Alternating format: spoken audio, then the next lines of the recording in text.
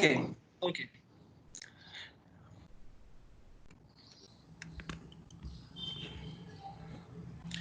Okay. So good afternoon and my heartiest greetings to all.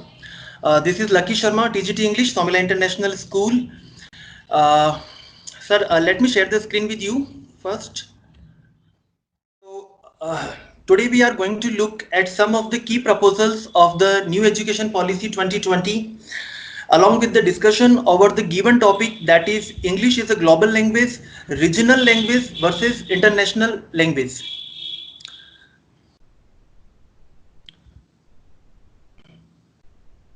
At the outset, I would like to draw the attention of the authorities that the NEP 2020 is a huge draft including so many important proposals and plannings, but in this presentation I will try my best to cover all significant highlights and to talk about them in a brief manner. Besides it, I will explain and interpret some of the points in detail which affect our school curriculum as well as the pedagogy. So the presentation is going to be both informative and analytical. First of all, I would say that this new NEP is not less than a skill-based education system because the whole NEP is based and encourages the skill-based learning and experience-based education wherein a student learns and understands the value of a profession and have the understanding to honor it. As we see in our educational surroundings that the students usually have so many prejudice and differences about various professions and they simply categorize these professions as good or bad according to their work profile and style. As the new NEP says, each student needs to learn vocational course in order to survive and to earn his or her livelihood in this densely populated country like India with at least one skill he is mastered of by the senior secondary level. As a front, this policy seems revolutionary but only if it is implemented as it seems. So now we are going to see some of the highlights one by one with the help of some slides and pictures, reminding you that there are so many key proposals which need to be discussed in both detail and in brief manner. Depends on their importance and the significance they have. The first thing is the history of NEP in India. The NEP 2020 is the first new education policy to be introduced in India in the 21st century. The last having been implemented in 1986, 34 years ago. The NEP thus replaces the National Policy of Education 1986, which was modified once in 1992. Before that, the first education policy was passed in 1968. A new education policy was one of the Bharatiya Janata Party's false promises in the 2014 Lok Sabha elections. According to the government, the NEP 2020 has been formulated after having considered nearly over 2 lakh suggestions from 2.5 lakh gram panchayats, 6,600 blocks and from hundreds of districts. My next point is about the vision of the National Education Policy 2020. Built on the foundational pillars of access, equity, quality, affordability, and accountability, this policy is aligned to the 2030 Agenda for Sustainable Development and aims to transform India into a vibrant knowledge society and global knowledge superpower by making both school and college education more holistic, flexible, multidisciplinary, suited to 21st century needs and aimed at bringing out the unique capabilities of each student. The next point is about online education or digital education. A comprehensive set of recommendations for promoting online education consequent to the recent rise in epidemics and pandemics in order to ensure preparedness with alternative modes of quality education whenever and wherever traditional and in-person modes of education are not possible has been covered in this policy. a dedicated unit for the purpose of orchestrating the building of digital infrastructure, digital content, and capacity building will be created in the MHRD to look after the e-education needs of both school and higher education. The next highlight is early childhood care and education with new curricular and pedagogical structure. This is the most important point and a so-called revolutionary point as well. So I would like to talk about this point in detail. With emphasis on early childhood care and education, the 10 plus 2 structure of school curricular is to be replaced by a 5 plus 3 plus 3 plus 4 curricular structure corresponding to ages 3 to 8, 8 to 11, 11 to 14 and 14 to 18 years respectively. This will bring the hitherto uncovered age group of 3 to 6 years under school curriculum, which has which has been recognized globally as the crucial stage for development of mental faculties of a child. The new system will have 12 years of schooling with 3 years of Anganwadi or preschooling. This essentially brings into the fold children of the age group of 3 to 6 years who were not covered in the existing structure, which begins only at grade 1.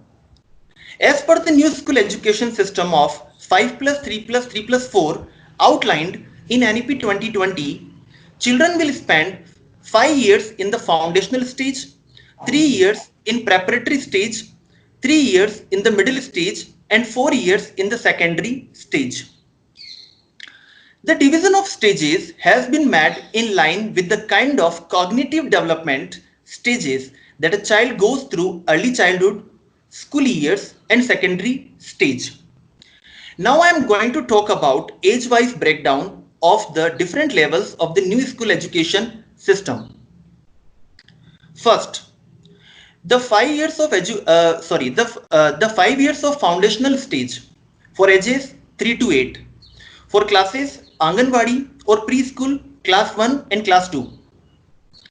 The foundational stage of education as per the National Education Policy will comprise 3 years or preschool or Anganwadi education, followed by 2 years of primary classes. These are classes 1 and 2. This stage will focus on teaching in play-based or activity-based methods and on the development of language skills. Second, the 3 years of preparatory stage for ages 8 to 11 for classes 3 to 5. The focus in the preparatory stage will remain on language development and numeracy skills. Here the method of teaching and learning would be play and activity based and also include classroom interactions and the element of discovery. Third, the 3 years of middle stage for ages 11 to 14 for classes 6 to 8. As per NEP 2020, this stage of school education will focus on critical learning objectives, which is a big shift from the rote learning methods used in our education system for years. This stage will work on experiential learning in the sciences, mathematics, arts, social sciences, and humanities along with the courses of coding. Fourth and the last, 4 years of secondary stage for ages 14 to 18 for classes 9 to 12. This stage will cover two phases, classes 9 and 10 and classes 11 and 12. The main change in these classes is the shift to a multidisciplinary system where students will have access to a variety of subject combinations that they can choose as per their skills and interest areas, instead of being strictly divided into arts, science, and commerce categories.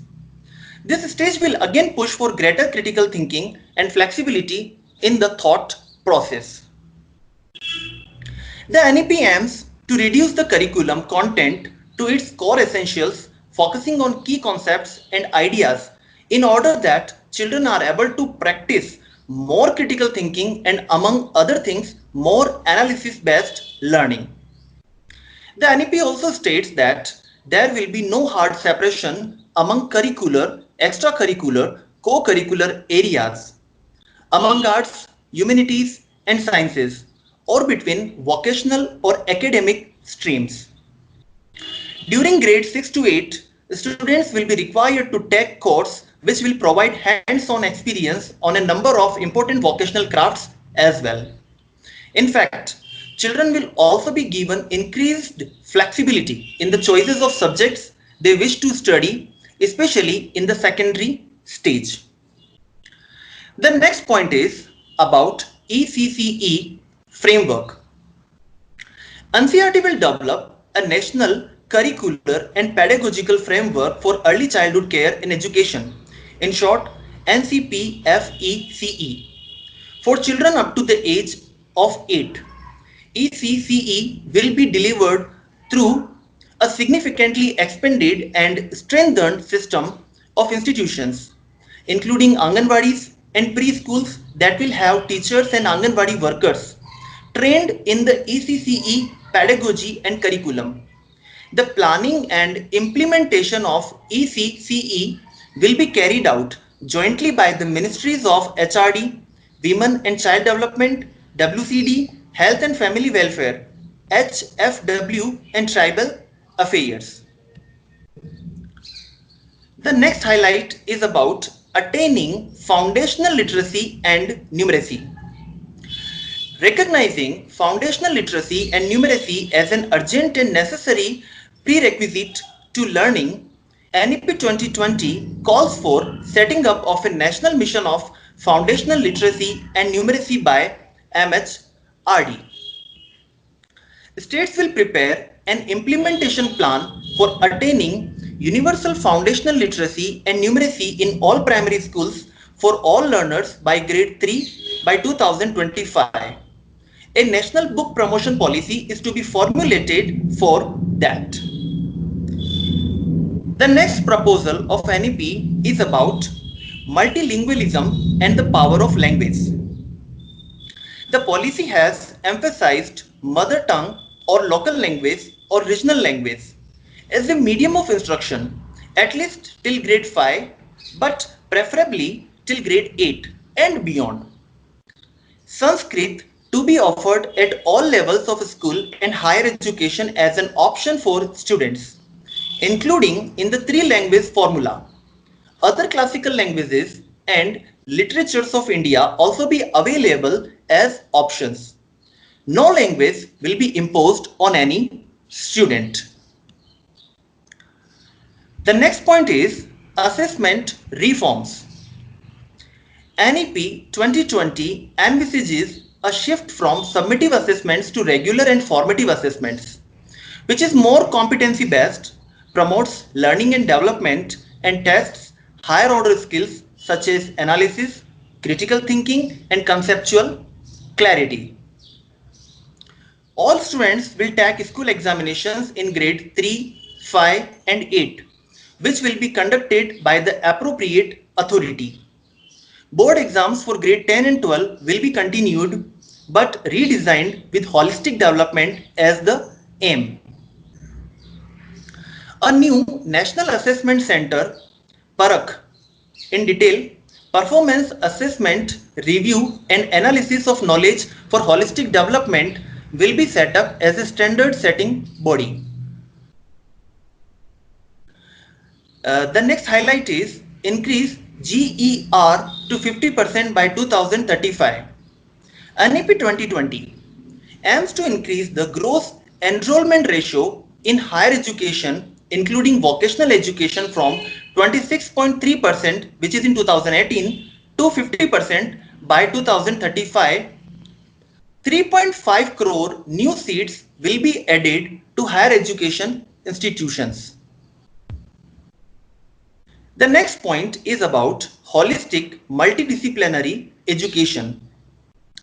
The policy envisages broad-based, multidisciplinary, holistic undergraduate education with flexible curricular, creative combination of subjects, integration of vocational education, and multiple entry and exit points with appropriate certification.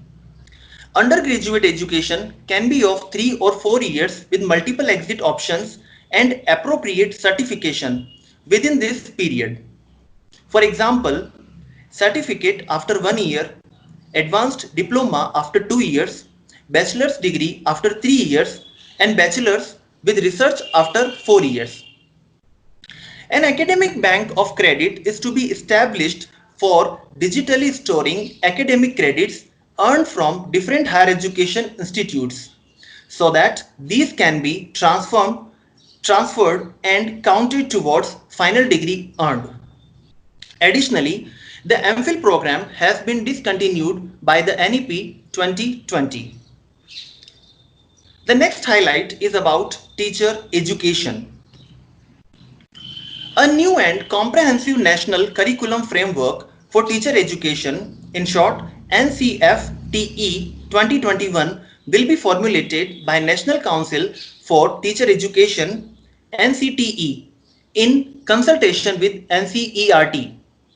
The policy states that by 2030, teacher education will be moved into multidisciplinary universities, and by the same year, the minimum degree qualification for teaching will be a 4-year integrated B.Ed. This rule will, however, not include those who have already obtained a bachelor's degree or a master's degree, for whom there will be different requirements. Teacher will also be offered local, regional, state, national and international workshops as well as online teacher development modules so that they are able to improve their skills and knowledge and will be expected to participate in at least 50 hours of such continuous professional development opportunities in a year. Additionally, teacher will be expected to avoid participating in activities such as electioneering so that they are able to better devote their time to teaching. The next point is about